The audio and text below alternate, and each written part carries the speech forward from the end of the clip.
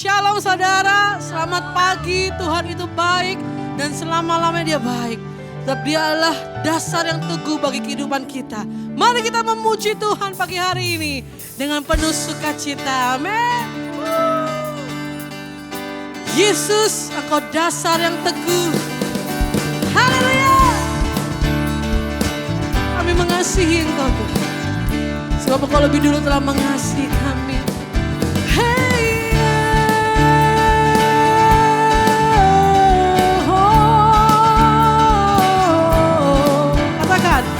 Yesus, Kau dasar yang teguh, amanku bersamamu.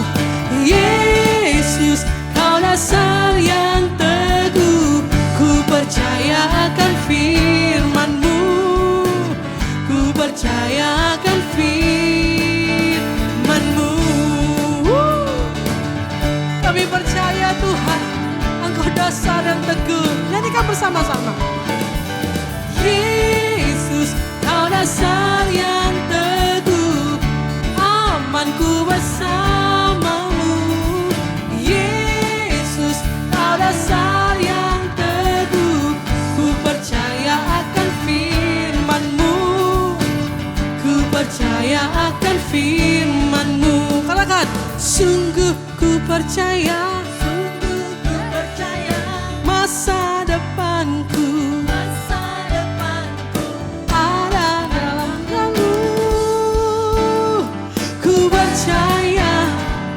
percaya. Yesus, yes, dasar yang teguh, amanku bersamamu. Yesus, Kau dasar yang teguh, ku percaya akan firman-Mu, ku percaya akan firman-Mu. Katakan, sungguh ku percaya, haleluya, masa depanku dalam rancangan-Mu. Ku percaya, ku percaya. Yesus, Kau dasar yang teguh, amanku bersamamu. Yesus, Kau dasar yang teguh, ku percaya akan firman-Mu, ku percaya akan firman-Mu. Katakan, firman-Mu setia, firman-Mu setia, ajaib kuasa-Mu, ajaib kuasa-Mu, Allah pelepasku. Ku percaya, ku percaya. Oh Yesus, Kau dasar yang teguh, amanku bersamamu. Yesus, Kau dasar yang teguh, ku percaya akan firman-Mu, ku percaya. Lagi-lagi, Yesus dasar yang teguh. Yesus, Kau dasar yang teguh, kita aman bersama dengan Dia. Yesus, Kau dasar yang teguh, ku percaya akan firman-Mu, ku percaya akan firman-Mu. Yesus, Kau dasar yang teguh, amanku bersamamu. Yesus, Kau dasar yang teguh, ku percaya akan firman-Mu, ku percaya akan firman-Mu. Ku percaya, ku percaya akan firman-Mu, ku percaya akan firman-Mu, ku percaya.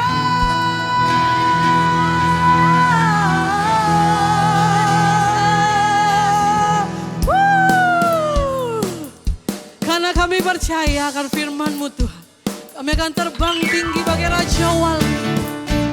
Karena firman-Mu telah meneguhkan setiap janji-Mu ya dan amin. Yes, sama-sama saudara, naikkan pujian ini. Katakan firman-Mu Tuhan, firman-Mu Tuhan,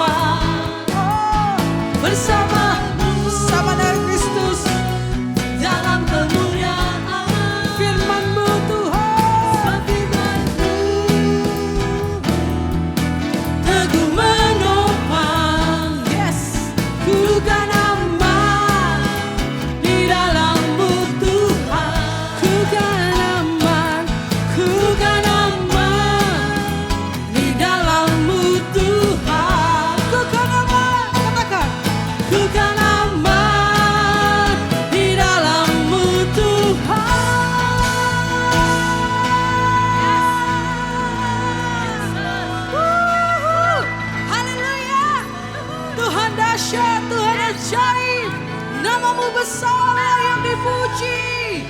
Haleluya. Yes Lord, we worship you, we honor you. Tepuk tangan sekali lagi buat Allah kita. Yes, kami sembah Engkau seumur hidup kami.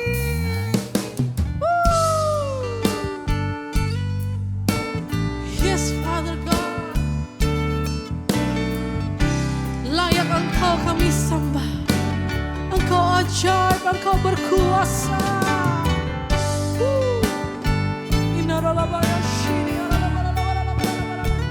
Mari saudara sembah Dia. Dia layak kita sembah. Nyanyikan. Ku sembah, ku sembah Kau Tuhan. Ku mengangkat tanganku selamanya. Kau ajaib bagiku. Ku sembah Kau Tuhan. Ku mengangkat wajahku selamanya. Kau hebat. Di tengah situasi yang mungkin tidak menyenangkan, tetap sembah Dia. Ku mengangkat tanda kita berserah kepadanya. Kau ajaib bagiku. Ku sembah Kau Tuhan. Ku mengangkat wajahku selamanya. Kau hebat bagiku. Sebab oleh kemurahan Tuhan, oleh karena kemurahan Tuhan, ku ada sampai hari ini. Katakan, oleh karena kebaikan Tuhan, janji-Mu terjadi. Sekali lagi, sebab oleh karena kemurahan Tuhan saja. Oleh karena kemurahan Tuhan, ku ada sampai hari ini. Oh, oleh karena kebaikan Tuhan, janji-Mu terjadi bagi hidup kami. Sebab itu kami sembah. Ku sembah Kau Tuhan. Ku mengangkat tanganku selamanya. Kau ajaib bagiku. Ku sembah Kau Tuhan. Ku mengangkat wajahku Tuhan. Engkau hebat, perbuatan-Mu hebat, perkasa ajaib lagi. Ku sembah Kau Tuhan. Ku mengangkat tanganku selamanya. Kau ajaib bagiku. Ku sembah Kau Tuhan. Ku mengangkat wajahku selamanya. Kau hebat bagiku. Sekali lagi, angkat tangan kita di hadapan Tuhan. Katakan, ku sembah Kau Tuhan. Ku mengangkat tanganku selamanya. Kau ajaib bagiku. Ku sembah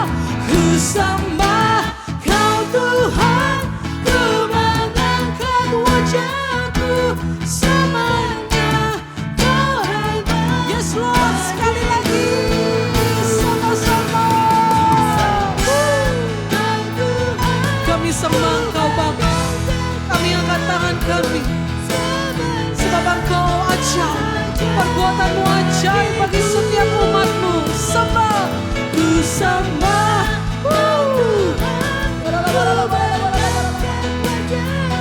Kami fokus di hadapan-Mu Tuhan. Bagiku selamanya, selamanya. Kau hebat bagi selamanya Tuhan. Engkau tetap hebat. Kau hebat.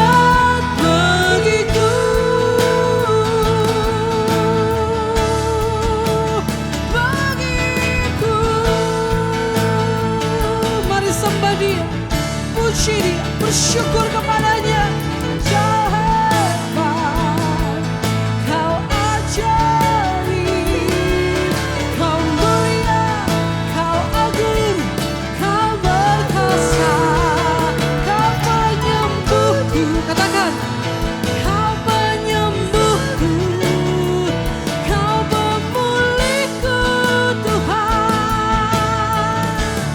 I'm blessed. Katakan, aku diberkati, aku dilimpahi oleh anugerah-Mu Tuhan, oleh kekuatan-Mu Tuhan, oleh kasih-Mu, oleh kasih-Mu Tuhan.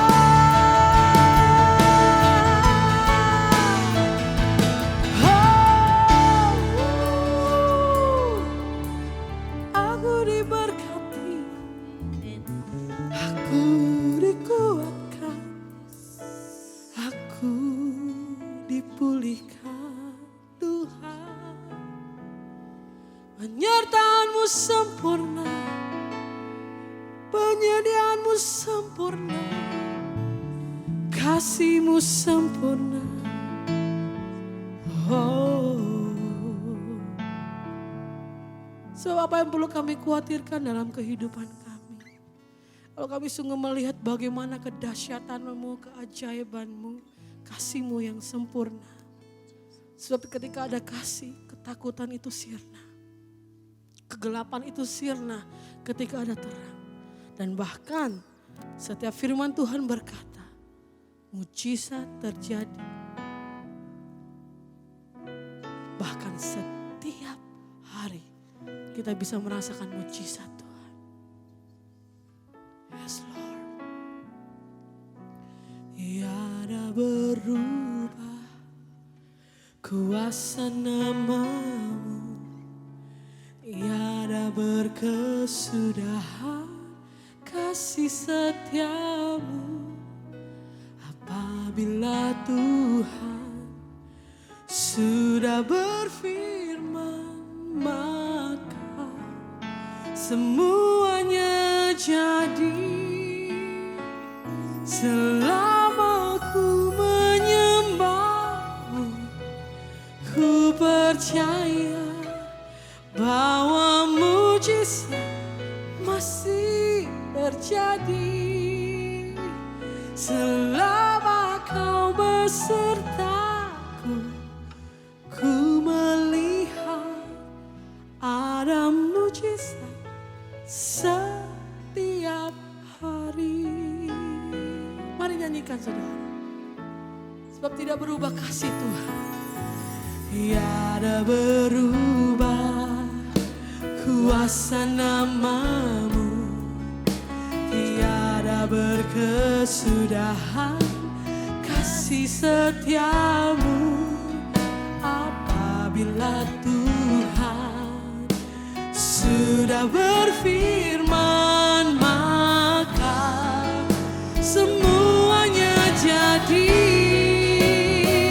Selama ku menyembah-Mu, ku percaya bahwa mujizat pasti terjadi.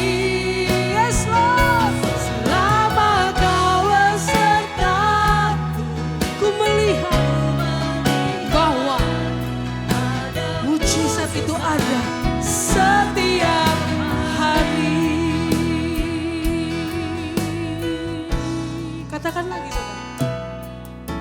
Tiada berubah kuasa kasih-Mu. Yes Lord. Tiada berkesudahan kasih setia-Mu. Apabila Tuhan Dia sudah berfirman, maka semuanya jadi. Selama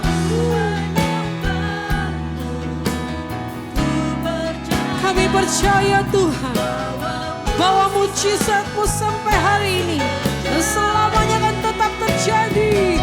Selama yes Lord, ku melihat ada mujizat setiap hari. Lagi katakan, selama ku menyembah, kami percaya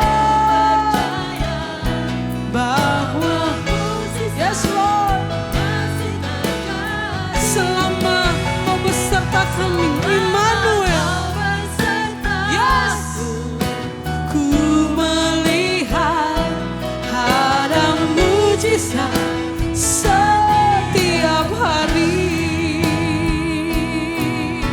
Yes Lord, setiap kita umat-Mu, arahkan pandangan-Mu kepada Dia. Dia yang menciptakan kita. Dia pasti akan menyediakan segala sesuatu yang diperlukan. Sebab Dia ajaib, Dia mulia, Dia perkasa.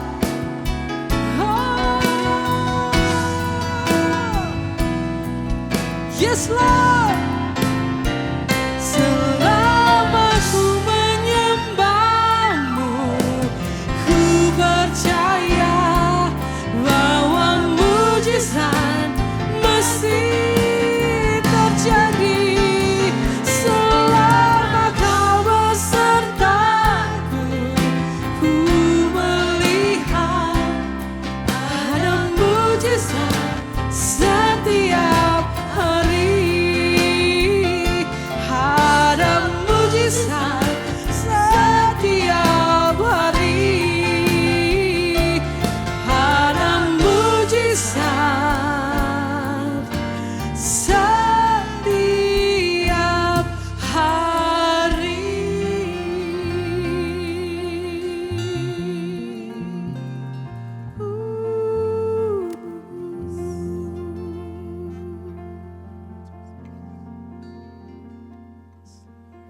Jemaat yang dikasihi Tuhan, pemirsa pendengar yang setia, welcome back to the Word of God. Kembali kita belajar firman Tuhan yang luar biasa. Saya berdoa saudara dalam keadaan yang luar biasa, di dalam kasih sayang, di dalam belas kasihan, dan di dalam anugerah Tuhan yang berlimpah. Sebelum kita mulai firman Tuhan, saya mengajak kita untuk mengambil perjamuan terlebih dahulu. Saya suka sekali dengan mengambil perjamuan kudus. Karena apa? Karena setiap kali kita mengambil perjamuan kudus, Tuhan Yesus mengatakan bahwa kita perlu mengingat akan Dia. Setiap kali kita mengambil perjamuan kudus, fokus kita beralih. Beralih daripada kekurangan kita, beralih dari sakit penyakit kita, beralih dari dosa kita kepada Tuhan. Karena waktu kita mengalihkan fokus kita kepada I, me, mine, termasuk pergumulan hidup kita, dan mengalihkannya kepada Dia, disitulah kemenangan demi kemenangan Tuhan berikan kepada kita. Angkat roti yang ada di tangan saudara, dan Tuhan Yesus mengingatkan akan kita apa yang telah Dia lakukan dengan sempurna di atas kayu salib. Tubuhnya Dia korbankan bersama dengan bilurnya yang menyembuhkan setiap sakit penyakit kita. Tuhan Yesus berkata, setiap kali kita ambil bagian di dalam perjamuan kudus, do this, lakukan ini untuk remember. Ingat akan siapa? Sekali lagi, bukan ingat akan kita. Bukan ingat akan kehebatan kita atau kekurangan kita, termasuk sakit penyakit kita. Ingat akan kesembuhan yang Tuhan Yesus sudah berikan. Kami mengambil bagian di dalam tubuh-Mu Tuhan Yesus. Terima kasih untuk bilur-Mu yang menyembuhkan setiap sakit penyakit kami. Kami terima kesembuhan, kami terima pengorbanan yang sempurna daripada Engkau. Dalam nama Tuhan Yesus, mari kita makan tubuh Tuhan Yesus.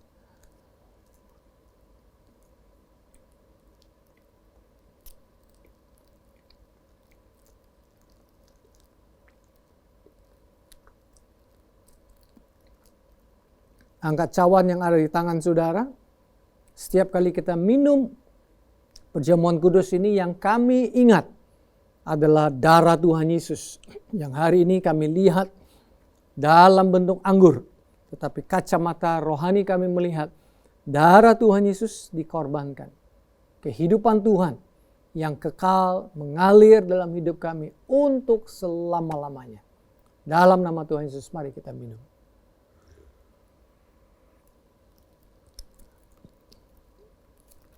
Haleluya. Saudara yang dikasih Tuhan, hari ini saya ingin mengajak saudara kembali ke buku Esther. Tadinya saya pikir saya sudah selesai dengan buku Esther. Saya sudah dikotbahkan di Januari 31, saudara bisa lihat videonya. Tetapi waktu saya menyiapkan firman Tuhan yang lain, saya sudah siapkan Saya pikir saya sudah ready. Tapi last minute saudara, benar-benar last minute. Saya kayaknya bukan kurang sreg ya, kurang pede. Akhirnya saya berdoa, saya siapin lagi firman Tuhan yang lain, saya sudah siapin, sudah saya pikir yang ini aja, tapi kemudian last minute ada perubahan, saya rasa masih kurang sreg nih. Akhirnya satu dan lain hal saya rasa saya mendapatkan konfirmasi yang ingin saya bagikan hari ini, yaitu kitab Ester. Ini pun saudara saya siapin last minute, dan tapi saya serahkan kepada Tuhan karena saya bukan tipe orang yang menyiapkan sesuatu itu last minute. Saya ingin prepare supaya saya memberikan yang terbaik buat saudara. Tetapi bukan berarti last minute preparation bukan yang terbaik, tapi saya hanya mengatakan bahwa saya tidak comfortable dengan hal itu, tapi saya belajar dari Tuhan, saya ngikutin aja flow-nya Tuhan. Nah, di dalam buku Ester saudara, banyak hal yang kita bisa bahas, tetapi khusus hari ini, saya mau bicara tentang timingnya si Ester. Ester memilih waktu yang luar biasa. Jadi timing, Ester memiliki telinga dan memiliki hati untuk mendengar. Mendengar lewat hati nuraninya, saya percaya mendengar dari Tuhan, sehingga dia tahu apa yang dia lakukan. Pertama-tama saya ingin summarize saudara, atau bukan summarize saya lanjutkan. Atau nuggets of gold yang saya dapat dari kitab Ester adalah Mordekai dan Ester, dua tokoh penting di dalam kitab Ester ini, mendengar rencana Tuhan kepada Yeremia. Ingat mereka adalah orang buangan, mungkin generasi kedua daripada orang buangan. Dan orang buangan dari Yerusalem diambil oleh kerajaan Babylon, dibawa ke negara Babylon. 70 tahun kemudian sebagian balik ke negara Israel, sebagian tinggal termasuk Mordekai dan Ester, dan kerajaan Babylon pun telah dikuasai oleh kerajaan Persia. Jadi Mordekai dan Ester ini mendengar tentang rencana Tuhan yang disampaikan oleh Nabi Yeremia. Jadi saya lihat di sini bahwa mereka memiliki telinga dan mereka memiliki hati. Mereka mau dengar firman Tuhan dan mereka mau percaya firman Tuhan. Sehingga Mordekai memiliki cara pandang yang baru. Walaupun dia sebagai bangsa asing di negara asing, orang nomor 2, maksudnya orang citizen kelas 2 atau kelas 3, tetapi ekspektasi dia, harapan dia itu luar biasa. Cara berpikir dia bukan cara berpikir buangan. Mengapa bisa demikian? Karena dia punya telinga untuk mendengar firman Tuhan. Firman Tuhan datang lewat Yeremia, memiliki janji-janji. Sebab aku ini, seperti Yeremia 29 ayat 11, aku ini mengetahui rancangan-rancangan apa yang ada padaku mengenai kamu. Demikianlah firman Tuhan, yaitu rancangan damai sejahtera dan bukan rancangan kecelakaan, untuk memberikan kepadamu hari depan yang penuh harapan. Jadi Mordekai pasti mendengar firman Tuhan ini, dia punya telinga untuk mendengar, dan dia percaya firman Tuhan ini.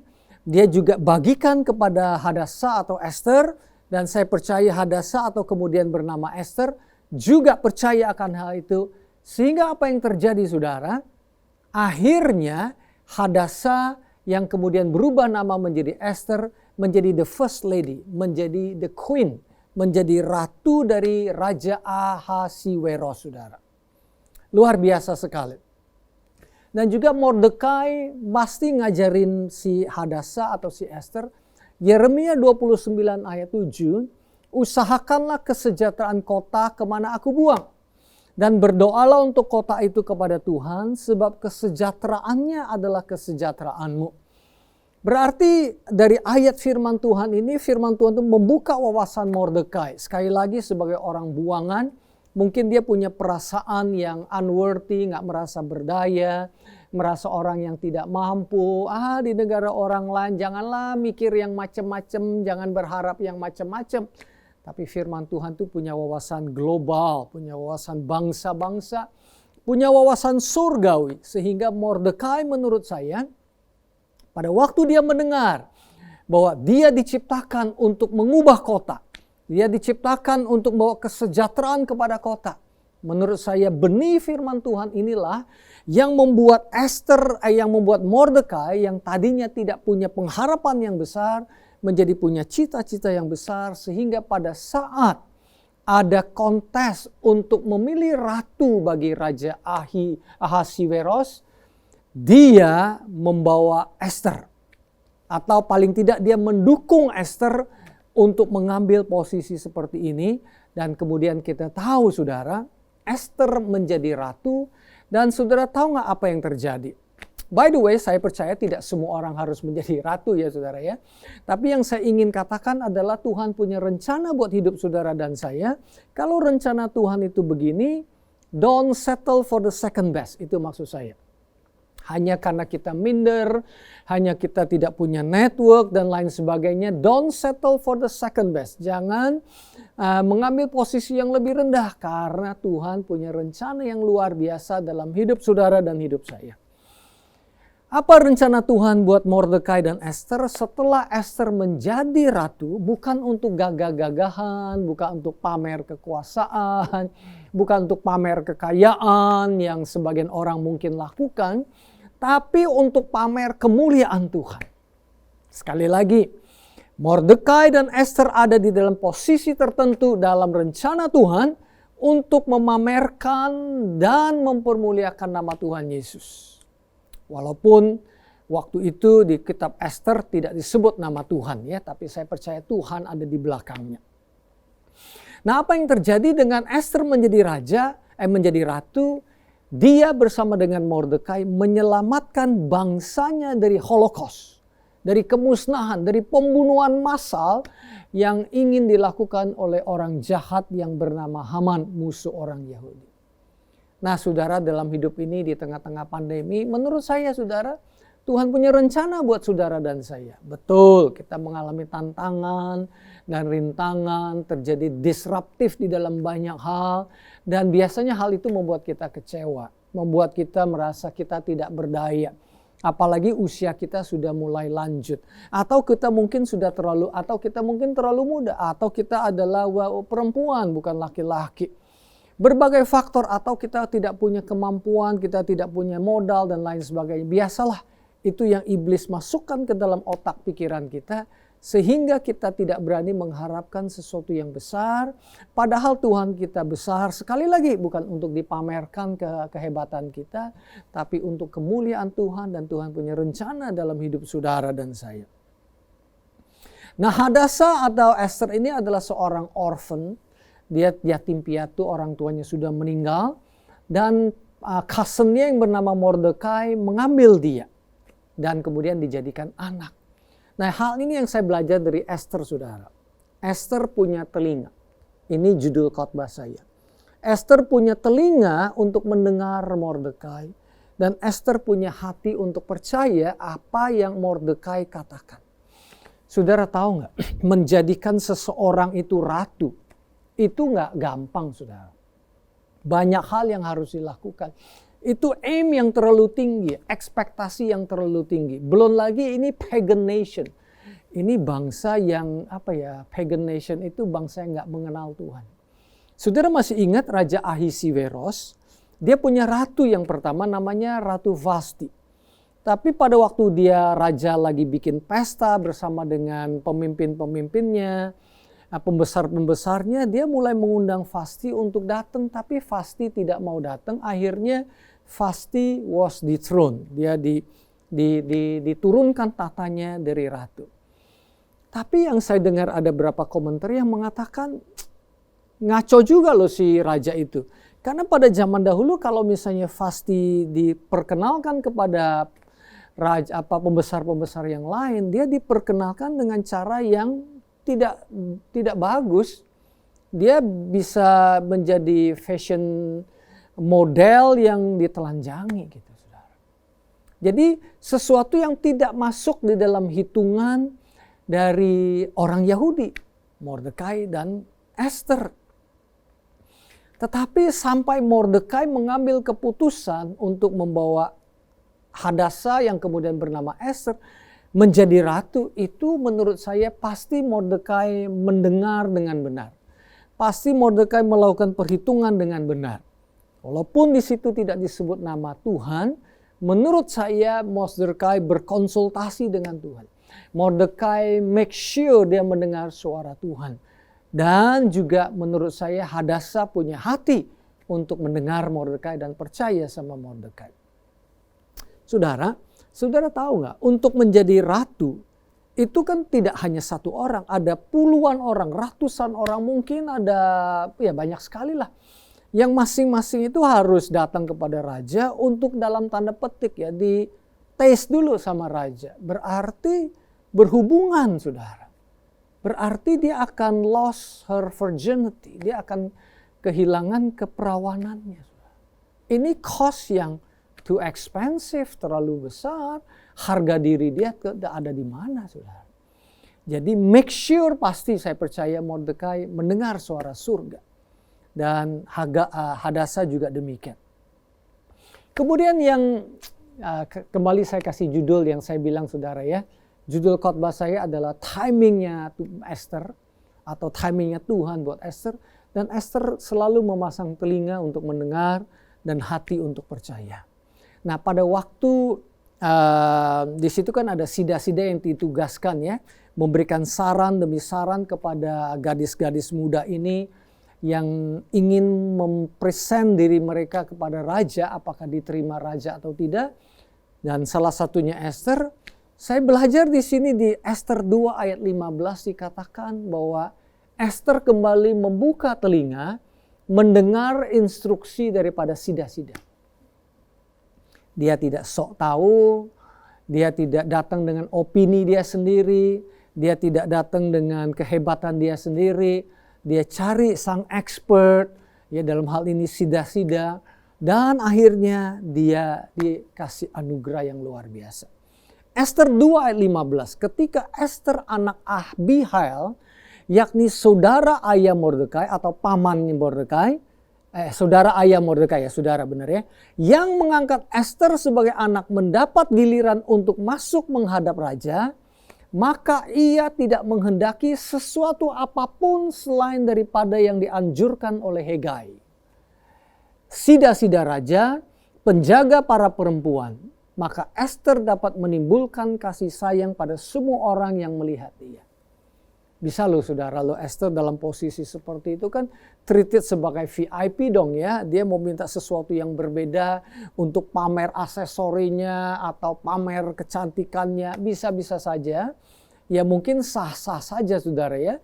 Tapi yang saya belajar dari ayat ini adalah Esther mendengar dan mendengar dengan teliti dan tidak mau keluar dari jalur yang tidak dibutuhkan saudara.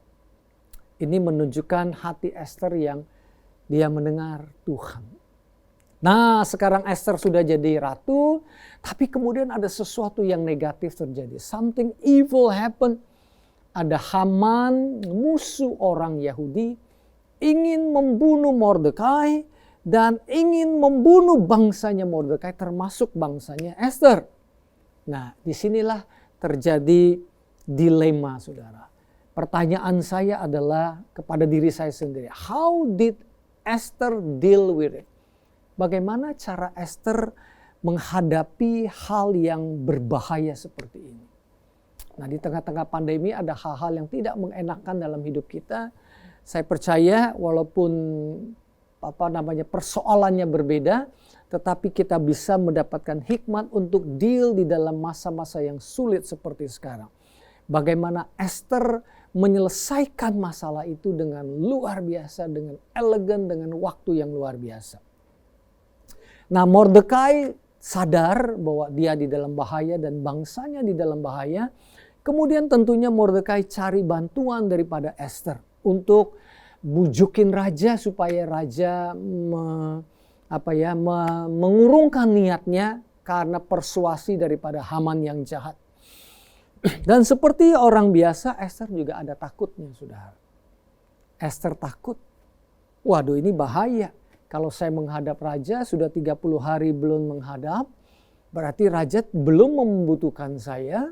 Raja pasti ada urusan yang penting yang ada di dalam otaknya sampai dia tidak memanggil saya sudah 30 hari.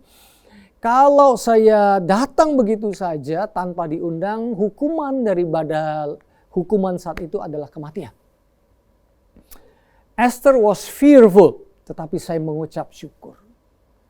Esther punya telinga untuk mendengar Mordekai. Di tengah-tengah dia ragu dan takut yang adalah wajar, tetapi Esther punya kelebihan telinga, saudara.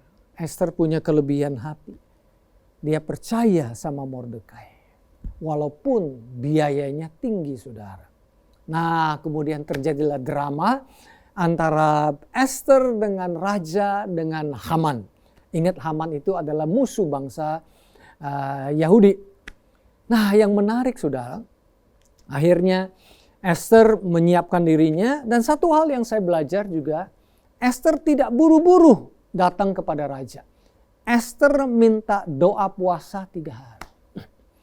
Apa artinya doa puasa, saudara? Atau puasa? Artinya saya tidak sanggup. Ini beyond my ability, di luar kemampuan saya. Saya butuh bantuan dari surga. Kembali lagi Esther menunjukkan bahwa di tengah-tengah situasi yang berbahaya, dia membutuhkan pertolongan Tuhan. Dia membutuhkan anugerah Tuhan. Dia sadar walaupun posisinya sudah tinggi sebagai orang kedua, yaitu ratu tentunya ya. Orang 1/2 atau kalau 2 menjadi 1 gitu ya. Atau orang setengah ya, sebagian daripada raja. Tetapi dia tetap butuh Tuhan. Di tengah pandemi ini sekali lagi, saudara mungkin punya berbagai strategi yang luar biasa. Anjuran saya kepada saudara, dengeran sama Tuhan. Lewat firman-Nya, baca firman Tuhan. Jangan be distracted dengan hal-hal yang menakutkan. Karena firman Tuhanlah itu kekuatan di dalam hidup kita. Iman datang dari mendengar firman Tuhan. Amin, saudara ya. Dari situ ada strategi, ada hikmat, ada kreativitas. Pada waktunya tiba, kemudian Esther datang kepada raja. Pasti dengan gemeter dan rasa takut. Tapi puji Tuhan, ceritanya happy ending, saudara ya. Dan kemudian Esther was favored. Esther mendapatkan anugerah daripada raja. Raja mengeluarkan tongkat emasnya, tanda dia setuju dengan kedatangan Esther. Esther pegang ujung daripada tongkatnya. Dan kemudian raja ngomong sama Esther. Gak tanggung-tanggung. Queen Esther, what do you want? Apa yang kamu inginkan? Setengah daripada kerajaanku aku berikan kepadamu. Saudara, kalau saya ditanya demikian, biasanya ya langsung ajalah saya kasih jawaban apa yang saya inginkan, unek-unek dalam hati saya, kekesalan saya, kegelisahan saya. Dan itu fair-fair saja. Tetapi yang saya kagum sama Esther, dan juga pertanyaan saya, meditasi saya dalam hal ini, kok Esther nggak langsung ngomong? Yang pertama bertemu, Esther nggak langsung ngomong. Esther bilang, Tuanku Raja atau King, kalau berkenan kepadamu, if I found favor, if it pleases the king, kalau Raja suka, nanti waktu malam kita makan bareng. Dan juga kita undang Haman. Jadi Esther nggak langsung kasih tahu. Kemudian the banquet, makanan sudah disiapkan. Kemudian raja datang bersama dengan Haman. Kemudian mereka makan, mereka pesta. Setelah selesai mereka minum anggur. Dan kemudian raja tanya lagi sama Esther. Esther, kamu mau apa? Setengah daripada kerajaanku aku berikan kepadamu. To me, saya kaget. Esther tidak langsung kasih tahu raja. Padahal ini yang sudah kedua kalinya loh. Padahal raja kan udah seneng, udah makan, udah seneng, udah mestinya siap lah. Kalau yang pertama mungkin ya raja belum tentu in the mood. Dia lagi pikirannya lagi banyak hal yang harus dia kerjakan. Lebih baik kita nggak ngomong daripada dia nggak konsen. Ya sekarang kan sudah makan, sudah enak-enak. Mestinya hati raja juga senang. Inilah saatnya yang tepat. Kan kita belajar demikian ya. Kalau kita mau bicara sesuatu kepada orang, apalagi keputusan yang penting, kita mesti lihat moodnya katanya. Kalau di dalam organisasi. Ini mood raja sudah bagus. Tetapi dia tidak melakukan yang kedua kali. Apa yang Esther katakan? Tuanku Raja, if I found favor in your sight, if it pleases the king, kalau menyenangkan hati Raja, besok saya undang lagi Raja makan bersama dengan Haman. Dan besok saya akan kasih tahu apa yang ada di dalam isi hatiku. Wow, saudara, saya belajar ya, menunggu untuk menceritakan kerinduan kita, keinginan kita, apalagi sesuatu yang mendesak itu, kita pengennya keluarin aja. Kita pengen nyerocos aja mulut kita, pengen buka, udah nggak tahan, kita udah nggak tahan, saudara ya. Well, mungkin nggak salah, saudara ya, saya tidak menghakimi, tetapi saya belajar sesuatu, the timing yang Tuhan ajarkan kepada Esther dan juga Mordekai ajarkan kepada Esther. Pertanyaannya, mengapa Esther menunggu 2 kali sebelum ketiga kali dia menyampaikan permohonannya kepada raja? Mungkin banyak interpretasi, saudara ya. Tetapi ini interpretasi saya. Karena ini juga pengalaman hidup saya. Jadi Esther itu ingin mengizinkan Tuhan bekerja. Dia ingin Tuhan bekerja terlebih dahulu sehingga dia ngikutin aja apa yang Tuhan lakukan. Memang dia ada kerinduan, memang dia ada kebutuhan, dia sudah bawa kepada Tuhan, dia sudah berdoa, dia sudah melakukan hal yang dia butuhkan. Sekarang adalah waktunya melihat Tuhan bekerja terlebih dahulu. Tuhan itu adalah orang yang selalu mengambil inisiatif, saudara. Seperti kasih, dia yang terlebih dahulu mengasihi kita, baru kita mengasihi dia. Jadi kalau saudara bisa mengasihi Tuhan, saya bisa mengasihi Tuhan, itu bukan inisiatif kita. Inisiatif Tuhan pada waktu kita melihat karya sempurna ada di atas kayu salib yang luar biasa. Hati kita tergerak, jadi kita flow aja dengan apa yang Tuhan lakukan. Dan apa yang terjadi?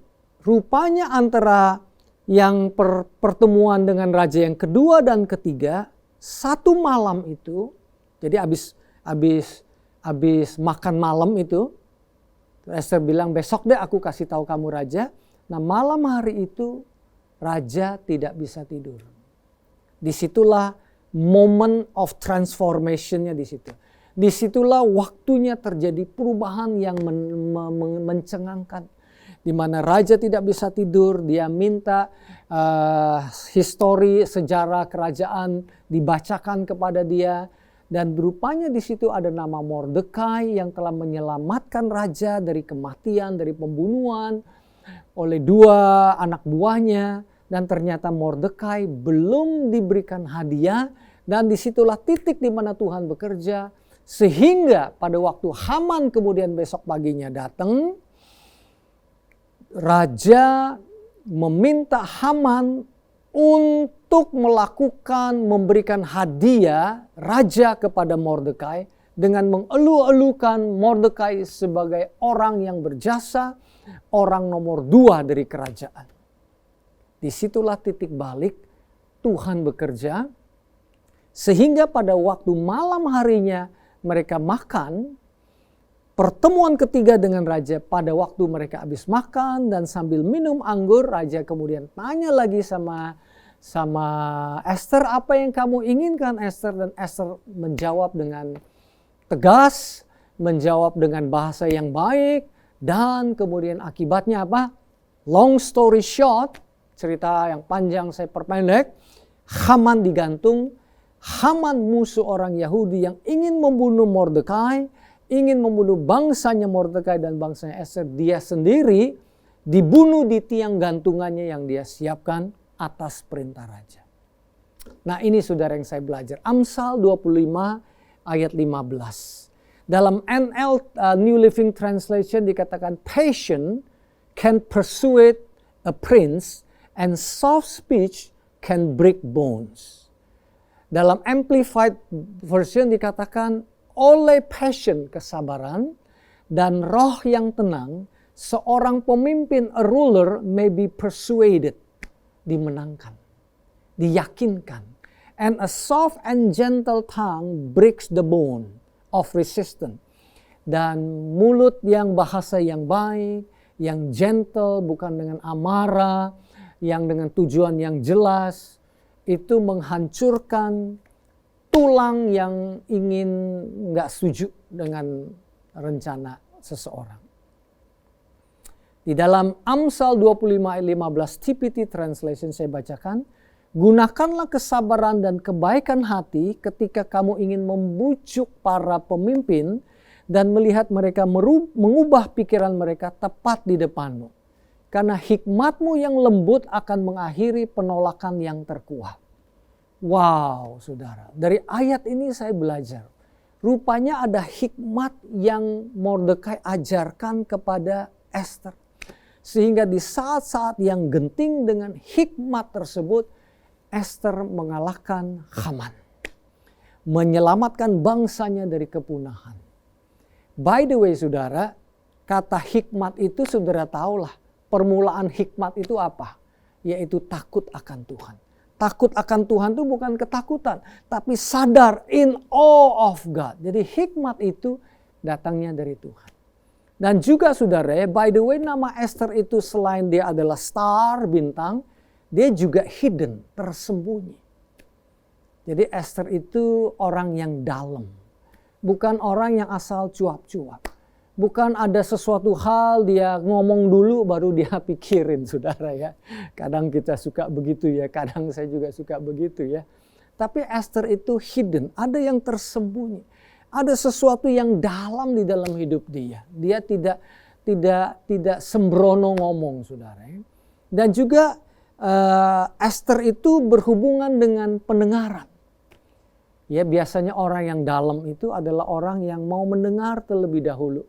Tidak gampang hanya mengungkapkan isi hatinya. Ya. Amsal 9 ayat 10 dalam TPT Translation.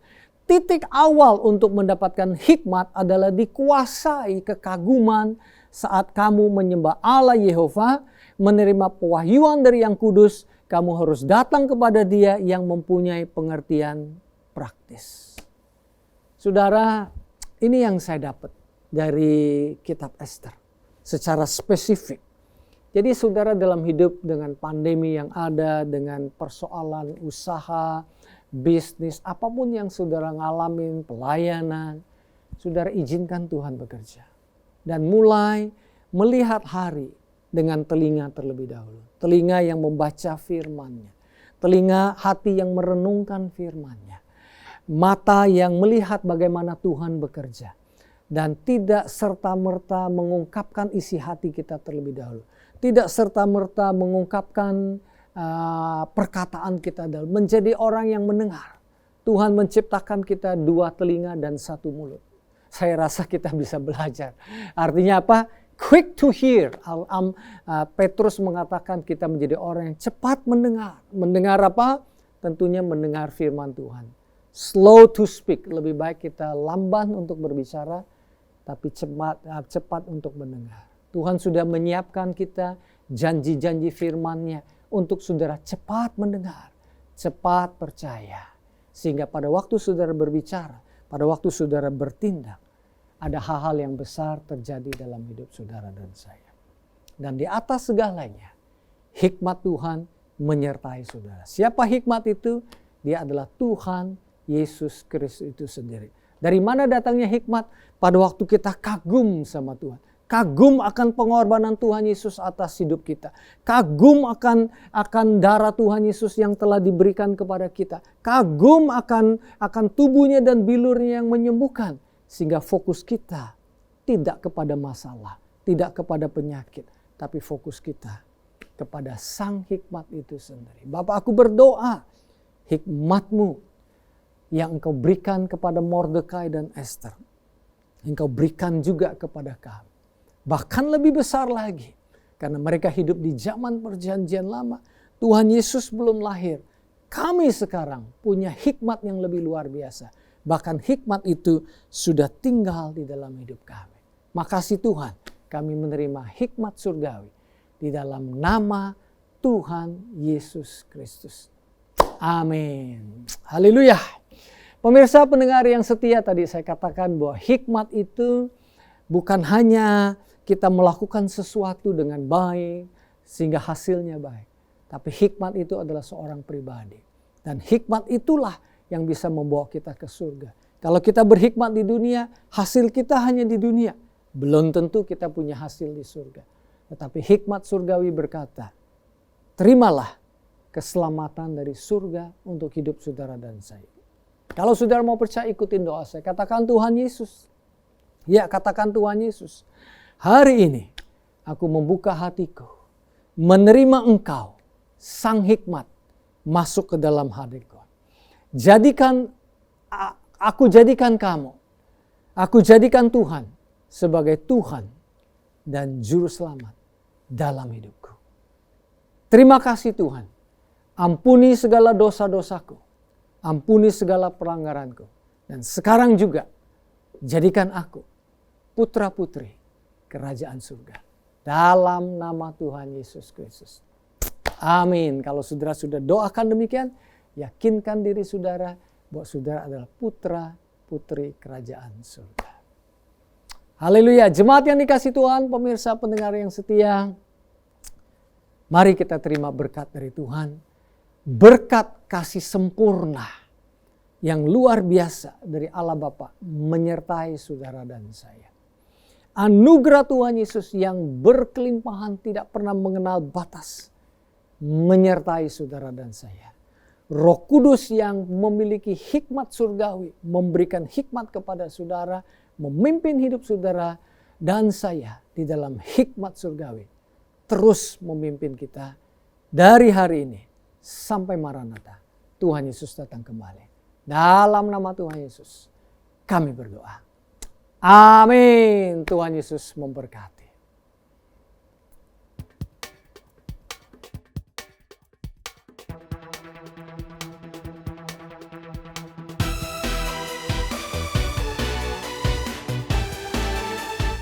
Terima kasih karena baru saja saudara menyaksikan ibadah streaming Jakarta City Blessing. Bagi saudara yang membutuhkan bantuan doa, ataupun ingin sharing-sharing mengenai kesaksian saudara di dalam hidup ini, saudara dapat menghubungi nomor di bawah ini. Saudara, dalam hidup kita tidak terlepas dari kata memberi ataupun menerima. Tetapi hikmat manusia akan berkata bahwa memberi adalah hal yang merugikan. Padahal Tuhan Yesus katakan bahwa memberi adalah baik. Bahkan lebih baik memberi daripada menerima. Selama ini kita diizinkan untuk menerima kasih-Nya yang berlimpah. Dan sekarang adalah waktu yang tepat untuk kita bisa memberikan persembahan dan perpuluhan kita untuk pekerjaan Tuhan di muka bumi. Bagi saudara yang ingin memberikan persembahan dan perpuluhan, saudara bisa scan barcode QR JCB yang tampil di layar kaca saudara, ataupun bisa transfer ke nomor rekening. Selamat memberi, Tuhan Yesus memberkati.